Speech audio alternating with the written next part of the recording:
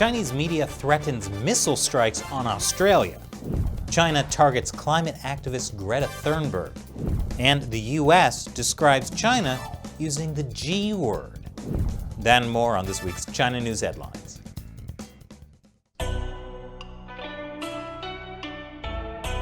Welcome to China Uncensored. I'm Chris Chappell. This episode is sponsored by Daily Peanut. The news can be a tough pill to swallow. That's why Daily Peanut gives you a daily dose of news in equal parts humor and substance. Speaking of entertaining and substantial news, tensions between China and Australia are at an all-time high.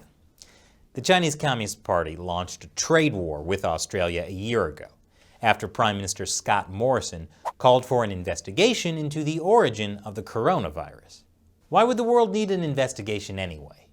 Everyone knows the coronavirus didn't come from China. It's clear the virus came from the US Army, making frozen food out of auto parts packaging. See? Case closed. But a year after Australia's call for an investigation, the Chinese Communist Party has still refused. And they're still mad about it. This week, my favorite Chinese state-run media, the Global Times, said China should be ready to launch a devastating missile strike on Australia. In this op-ed, Global Times chief editor Hu Xijin writes China should be ready to make long-range strikes on the military facilities and relevant key facilities on Australian soil.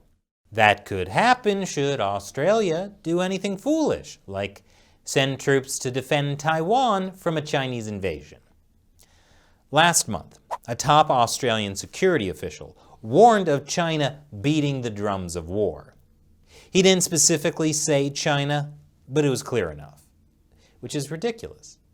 As the Global Times says, China loves peace, especially the pieces of Australia left after a Chinese missile strike.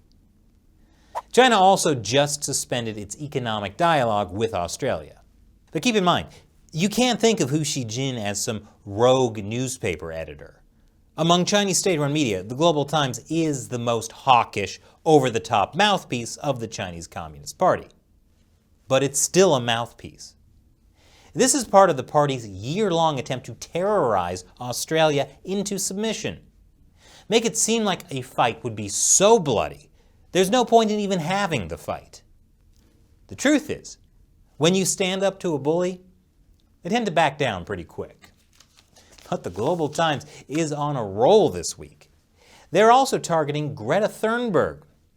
You see, according to this new report from the Rhodium Group, China produces more greenhouse gases than the rest of the developed world combined. And climate activist Greta Thunberg finally had some harsh words for China. She said China is ruining future and present living conditions. Enter the Global Times to say Thunberg isn't knowledgeable enough to understand climate change. She's also a puppet of Western politicians. It also describes her as the Swedish teenager who skipped school for so-called climate protests. This is not the first time Thunberg has run afoul of the Global Times. Last year, it was for her support of Hong Kong protesters. The Global Times said she was ignorant, despicable, and nothing but a clown. I wonder why powerful men are so scared of Greta Thunberg. Never mind, I get it. I'm scared of her too. And after the break, Chinese state-run media makes up lies all the time, but this one's hilarious. Welcome back. So it's not just the Global Times that had a week of winning it. State-run China Daily posted this video to Twitter to promote China tourism. Wow, beautiful. Except the video is not from China. It's from the Swiss Alps. And you might think, okay, so they misidentified the country. People make mistakes. But it gets worse. The Chinese Communist propaganda version of the video was slightly edited, including flipping the image horizontally, making color corrections, and seemingly doctoring a stick into the dog's mouth.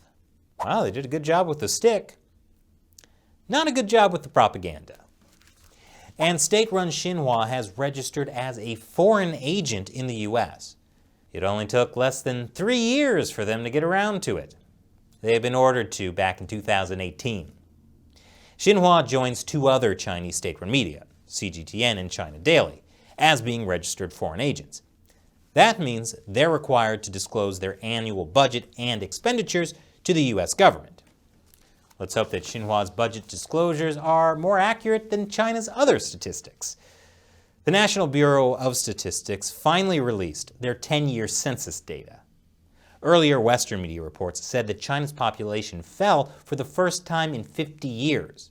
But now, after weeks of delay, the official statistics show that China's population actually rose.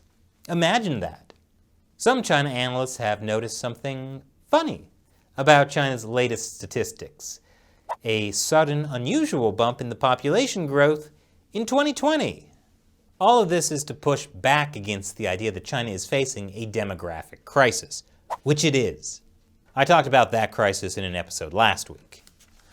More developments in the South China Sea. The Philippines has flagged nearly 300 incursions by Chinese militia boats. Government of the Philippines says it has logged what it calls illegal incursions into its waters by 287 boats with Chinese militia aboard.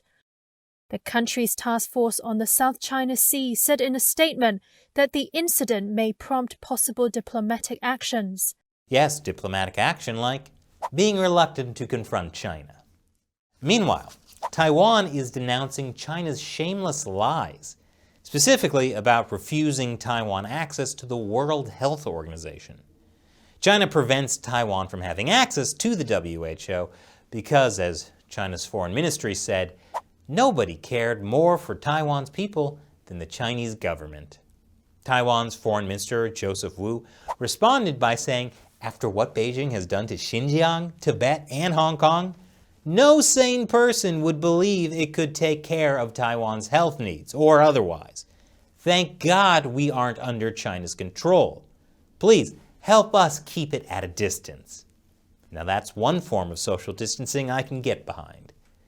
That and social distancing because of my crippling anxiety around people in general.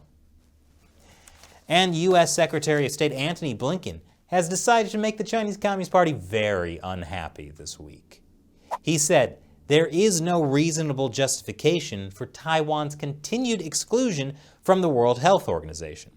And he demanded the WHO allow Taiwan to attend an upcoming WHO meeting, the World Health Assembly. You know, being that Taiwan is part of the world. But Blinken didn't stop there. He also announced the State Department is sanctioning a Chinese official involved in the persecution of the Falun Gong spiritual group. China broadly criminalizes religious expression and continues to commit crimes against humanity and genocide against Muslim Uyghurs and members of other religious and ethnic minority groups. Today, I'm announcing the designation of Yu Wei, former office director of the so-called Central Leading Group Preventing and Dealing with Heretical Religions of Chengdu, for his involvement in gross violations of human rights, namely the arbitrary detention of Falun Gong practitioners. Blinken made the announcement as part of the release of the State Department's 2020 International Religious Freedom Report. And Blinken also specifically used the word genocide to talk about the persecution of Uyghurs in Xinjiang. It shouldn't actually be a big deal to use the word genocide to describe China's genocide, which meets every definition of genocide under the UN Convention on Genocide. But sadly, the U.S. is still one of the few countries to officially use the G word. So, props to Blinken for having the B word. And after the break, Hong Kong is going after journalists with a bat. Welcome back. Nearly a year ago, Beijing passed the Hong Kong National Security Law. It aims to take away as much freedom of speech and press as possible, while still pretending that Hong Kong has its own autonomous government. But when laws aren't enough to stop the free press, sometimes a more direct approach is needed. This is the Epoch Times. It's one of the last independent Chinese language media in Hong Kong. Last week, a Hong Kong reporter for the Epoch Times was attacked by a man with a bat. The assailant hit her with the bat more than 10 times before fleeing in a car. It takes a big man to beat a defenseless woman with a bat. The Epoch Times is a newspaper critical of the Chinese Communist Party. Last month, its Hong Kong printing press was attacked by men with sledgehammers. The U.S. State Department, along with other U.S. lawmakers, have condemned the assault. Meanwhile, Hong Kong Chief Executive Carrie Lam is pushing for laws to stop so-called fake news. Those will likely be aimed at stopping pro-democracy media, like the Epoch Times and Apple Daily, from criticizing the Chinese Communist Party. On Monday, we'll have a longer episode about Hong Kong's crackdown on the media. And we'll also have the Epoch Times reporter who was attacked join us on our weekly podcast, China Unscripted. Yes, we also do a podcast every week. In more Hong Kong news, Hong Kong legislators have officially passed a patriotic oath law. Certain high-level lawmakers and public servants have to swear an oath of loyalty to China. And now, the law adds district councilors to that list. But that's not all. The law also includes ways that people could be disqualified for breaching their oath, including by refusing to recognize China's sovereignty over Hong Kong, supporting independence, seeking foreign interference, insulting a flag, as well as endangering national security. Insulting a flag, huh? Hey flag, you look funny. Well, I guess I'm never going to be a Hong Kong local district councilor. The Biden administration is reversing a Trump-era blacklist of Chinese phone company Xiaomi. The Trump administration had put it on a trade blacklist because of links between Xiaomi and the Chinese military. 7 other Chinese companies were put on the same blacklist, but Xiaomi sued and won in a U.S. court. Soon after the victory, Reuters reported that other Chinese companies placed on the same blacklist were considering similar lawsuits. A fantastic development. See, by law, all Chinese companies have to work with the Chinese military. They call it civil-military fusion. And now, Chinese military-linked companies like Xiaomi will be able to sell their hardware devices in the U.S. again to unsuspecting consumers. And this episode is sponsored by Daily Peanut. If you want more daily news that goes beyond what we cover in our weekly headlines episode, check out Daily Peanut. It's a bunch of fast, timely news stories selected for you and available to read on your phone, tablet, or computer. Reading Daily Peanut is an easy way to filter out the noise and learn more about the world news that matters. Join more than 250,000 other readers. Education and entertainment delivered right to your inbox every morning. And the best part is, it's free. So sign up for Daily Peanut now. Use the link in the description below. I'm Chris Chappell. Thanks for watching.